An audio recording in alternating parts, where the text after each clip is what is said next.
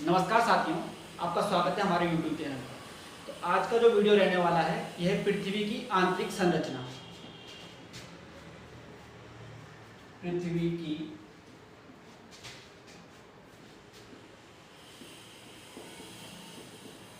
आंतरिक संरचना।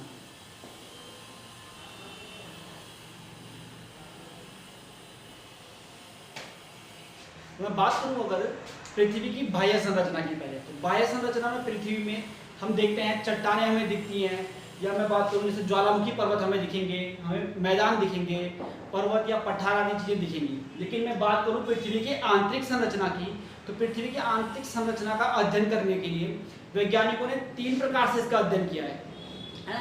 अगर मैं इसका बात करूं तो वैज्ञानिकों ने 3 प्रकार से इसका अध्ययन किया है। पहली प्रकार से अध्ययन हुआ है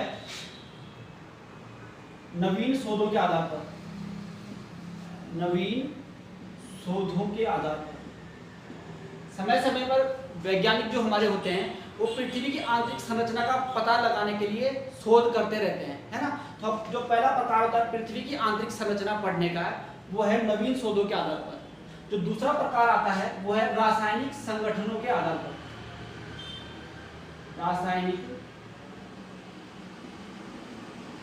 संगठनों के आधार पर। रासायनिक संगठनों के आधार पर पृथ्वी का जब क्या हुआ, जब वैज्ञानिकों ने पृथ्वी का अध्ययन किया तो पृथ्वी के हर भाग पर अलग अलग रसायन, अलग अलग तत्व उन्हें मिले। तो उस प्रकार से उन्होंने पृथ्वी को रासायनिक संगठनों या रासायनिक संगठन के आधार पर विभाजित किया। ऐसा ही तीसरा भाग आता है, यह आता है भूकंप के आधार पर।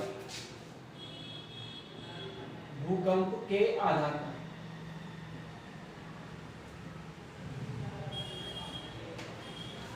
अगर बात की जाए भूकंप के आधार पर, तो भूकंप की जो उत्पत्ति होती है वो भी पृथ्वी के अंदर से होती है। तो हम पृथ्वी की जो आंतरिक संरचना है उसका पता भूकंप के आधार पर ही भी लगा सकते हैं। तो जो सर्वप्रथम हमारा तरीका आता है, पहला जो पृथ्वी की संरचना पढ़ने का जो तरीका था नवीन शोधों के आधार पर, इसके आधार पर वैज्ञानिकों ने पृथ्वी की जो आंतरिक संरचना है उसे 3 भागों में विभाजित किया है ना। जो पहला भाग रहता है हमारा, इसे बोला जाता है क्रस्ट। पहले भाग को कहा जाता है क्रस्ट, या इसे हिंदी में कहा जाएगा भूपर्पटी। जो हमारा दूसरा भाग होता है इसे कहा जाता है मेंटल।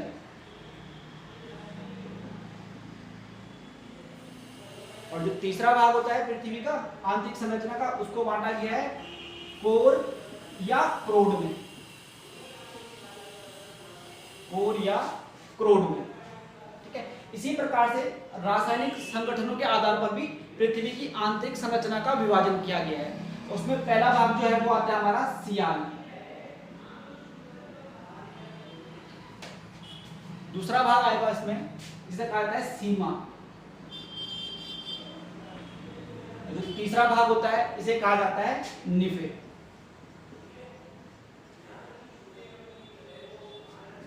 इसी प्रकार भूकंप के आधार पर भी 3 भागों में बांटा जाता है।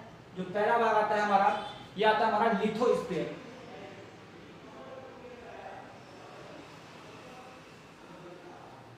लिथोस्फीयर। दूसरा भाग होता है यह आएगा हमारा पायरोस्फीयर। और जो तीसरा भाग होता है यह आता है हमारा बैरोस्फीयर।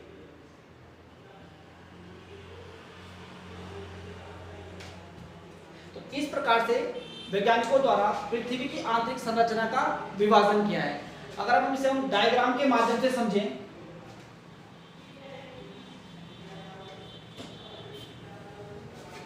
तो यदि अगर हमारी पृथ्वी इस प्रकार से है, तो पृथ्वी की अगर मैं केंद्र से अगर मैं इतना पार्ट निकाल दूं, अगर मैं पृथ्वी से एक त्रिज्या खंड इस प्रकार से निकाल दूं, तो ये कुछ इस प्रकार की आकृति हमारे पास दिखेगी।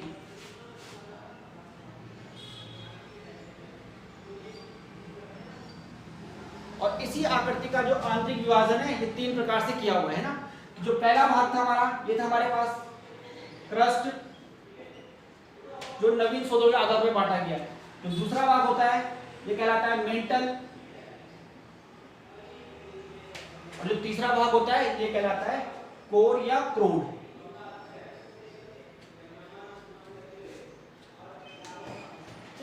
और जो रासायनिक संगठन के आधार पर जो पहला भाग था वो था हमारा सियाल। सियाल इसे इसलिए कहा जाता है क्योंकि यहाँ पे जो हमारा क्रस्ट, जो हमारा पहला आंतरिक भाग आता है क्रस्ट या भूपर्पटी, इसमें सिलिकॉन और एल्यूमिनियम की मात्रा अधिक पाई जाती है, इसीलिए इसे क्या कहा जाता है, रासायनिक संगठन के आधार पर सियाल कहा जाता है पहले भाग को। तो दूसरा भाग है हमारा मेंटल, इसमें इसे क्या कहा जाता है, रासायनिक संगठन के आधार पर सीमा कहा जाता है, और इसमें क्या पाया जाता है, सिलिकॉन प्लस Mg मैग्नीशियम, इसीलिए इसे सीमा कहा जाता है। जो हमारा तीसरा भाग आता है क्रोड, इसमें इसे निफे कहा जाता है रासायनिक संगठन के आधार पर, और इसमें निकिल और लोहा पाया जाता है अधिक मात्रा में। इस प्रकार से सियाल, सीमा और निफे जो हमने पृथ्वी की आंतरिक संरचना को बांटा है, इन तत्वों के आधार पर उसे बांटा गया है। ठीक, जो हमारा पहला पार्ट है क्रस्ट या सियाल, भूकंप के आधार पर इसे कहा जाता है लिथोस्फीयर।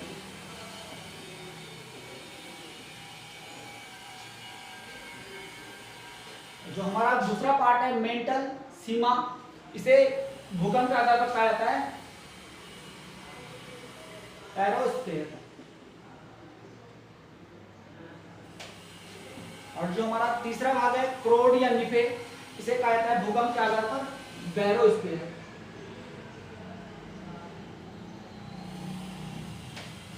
इस प्रकार से पृथ्वी की आंतरिक संरचना को जो 3 भागों में इस प्रकार से विभाजित किया गया है।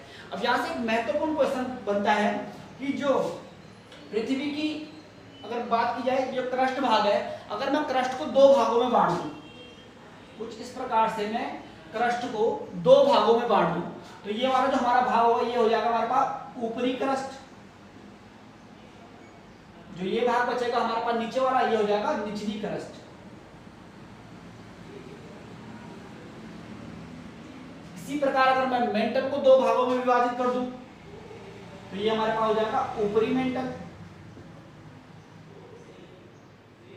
ये वाला भाग हमारे पास हो जाएगा निचली मेंटल। इसी प्रकार क्रोड को अगर मैं 2 भागों में विभाजित कर दूं, तो जो ये बाहर वाला भाग है ये हो जाएगा हमारे पास बाहरी क्रोड, और जो अंदर वाला भाग है ये हो जाएगा हमारे पास आंतरिक क्रोड।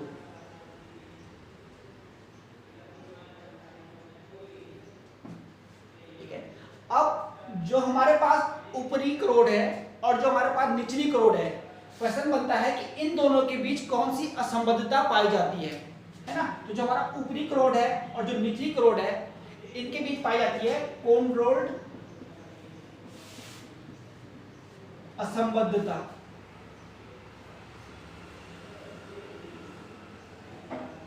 कोन रोल्ड असंबद्धता, है ना।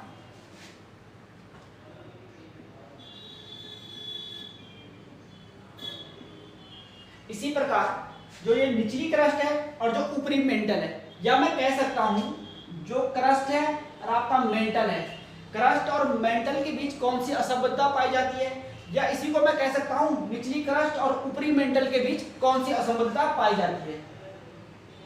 इसके बीच पाई जाती है आपकी मोह असंबद्धता।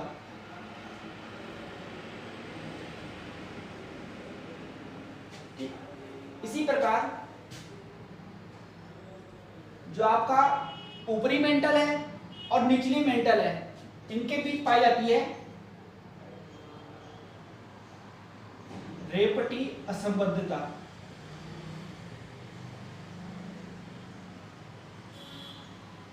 ठीक, और इसी प्रकार जो आपका निचली मेंटल है और जो बाहरी क्रोड है, या मैं बोल सकता हूं जो आपका मेंटल है या क्रोड है, या मैं बोलूंगा मेंटल या क्रोड के बीच कौन सा असंबद्धता है, या इसी को मैं दूसरी भाषा में कहूं तो मैं कह सकता हूं निचली जो मेंटल है या जो बाहरी क्रोड है, इन दोनों के बीच जो असंबद्धता होती है वो अभी कहलाती है गुटेनबर्ग असंबद्धता।